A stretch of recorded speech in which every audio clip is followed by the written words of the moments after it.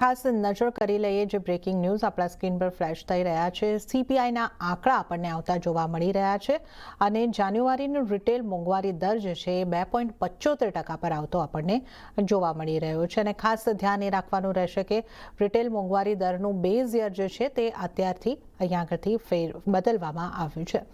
હવે રિટેલ મોંઘવારીનું જે base year છે 2012થી બદલીને 2024 કરવામાં આવ્યું છે અને ત્યારબાદના મોંઘવારીના આંકડા આપણે જોઈ રહ્યા છે। તો જાન્યુઆરીની ખાદ્ય મોંઘવારી દર 2.13% પર આવ્યો છે। હાઉસિંગ મોંઘવારીનો દર 2.05% પર છે।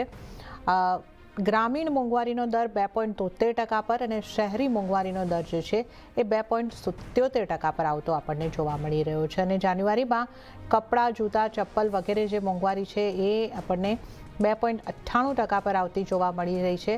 હેલ્થને લગતી મોંઘવારી 2.19% પર અને ઇન્ફોર્મેશન કમ્યુનિકેશન સર્વિસીસની મોંઘવારી જે છે 0.16% ઉપર આવતી આપણને જોવા મળી રહી છે।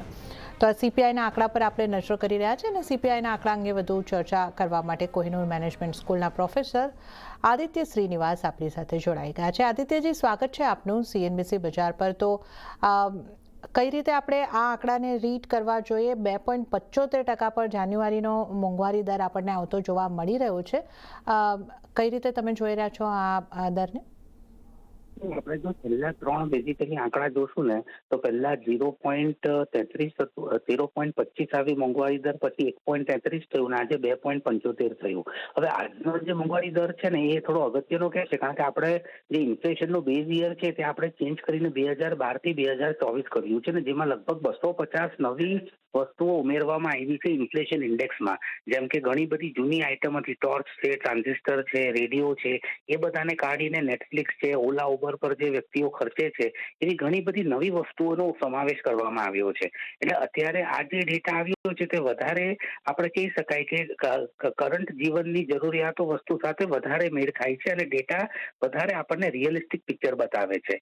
હવે આપણે રીડિંગ જોઈએ કે 2.75% જે આવ્યું છે ઇન્ફ્લેશન, એ આરબીઆઈના બેઝ રેટ 4% કરતા ઓછું છે અને આરબીઆઈ યુઝલી રેપો રેટ વધારે છે જ્યારે ઇન્ફ્લેશન 6% ક્રોસ થાય। એટલે અત્યારે તમે જોશો તો આ પર્ટિક્યુલર વસ્તુમાં કોઈ જાતનું ગભરાવાનું કે ભાઈ આપણે ચિંતાનો વિષય નથી, કારણ કે જેમ જેમ સમર એટલે આપણે ગરમીનો સિઝન આવશે તેમ યુઝ્યુઅલી આપણે ત્યાં મોંઘવારીનો દર થોડો ઘણો વધતો જ જાય છે, પણ હજુ બી આપણે કમ્ફર્ટ ઝોન 4% કરતા ઘણા નીચે છીએ અને આરબીઆઈ રેપો રેટ તો વધારે જો 6% ઉપર ઇન્ફ્લેશન જાય તો, અને પ્લસ આ નવો ડેટા નવી સિરીઝથી આવ્યો છે એટલે આને પણ થોડું એડજસ્ટ થતા ટાઈમ લાગશે। પણ ઓવરઓલ આપણે જોઈએ તો આપણી ઇકોનોમી અત્યારે સારી પરિસ્થિતિમાં છે। આપણો જીડીપીનો દર 8.2% હતો, મોંઘવારી 4% કરતા નીચે છે।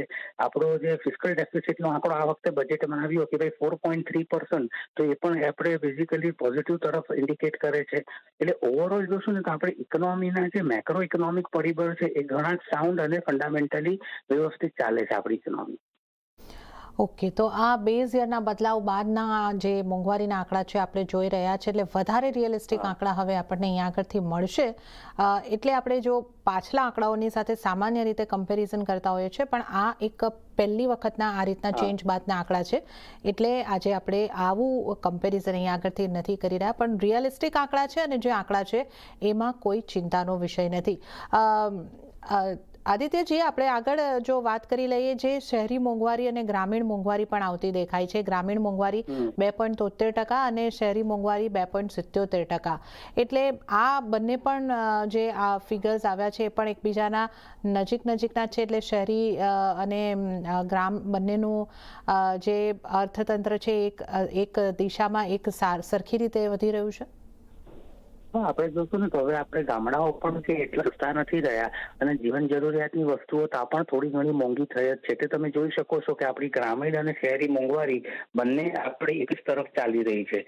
એટલું જ નહીં, જે રીતે વિકસિત ભારત તરફ તો આપણે 2047માં જે આપણો ટાર્ગેટ છે તો મોંઘવારી થોડી ઘણી આપણે સમજવું જ પડશે કે એવરેજ મોંઘવારી ઇવન પાછલા 75 વર્ષની બી આપણે જોઈએ તો 6% એવરેજ ઇન્ફ્લેશન તો રહ્યું જ છે આટલા વર્ષોનું આપણે ત્યાં। એટલે મોંઘવારી હવે એક કહેવાય ને કે ન્યૂ નોર્મલ તરીકે આપણે લેવી પડશે અને એની સામે એટલે ગવર્મેન્ટ આટલા પગલાં લે છે કે લોકોને વધારે જોબ્સ મળે, ઇન્કમ વધે, જેથી આપણા ફ્રી ટ્રેડ એગ્રીમેન્ટને આપણે યુએસ સાથે ટ્રેડ ડીલ કરી, યુરોપ સાથે ટ્રેડ ડીલ કરી, એનું વન ઓફ ધ મુખ્ય કારણ એ પણ છે કે ઇકોનોમીમાં વધારે તકો મળે, લોકોને વધારે જોબ્સ ઊભી થાય અને ઇકોનોમીનો પ્રોગ્રેસ થાય તો તમારી આવક વધે, ને આવક વધે તો તમે મોંઘવારીમાં પણ બચત કરીને સારું એવું જીવી શકો. ઓકે, તો આપણે મોંઘવારીના આંકડાની અહીંયા આગળથી ખાસ વાત કરી. આદિત્યજી, આપનો ખૂબ ખૂબ આભાર અમારી સાથે Thank you. જોડાવા બદલ. અને અહીંયા આગળથી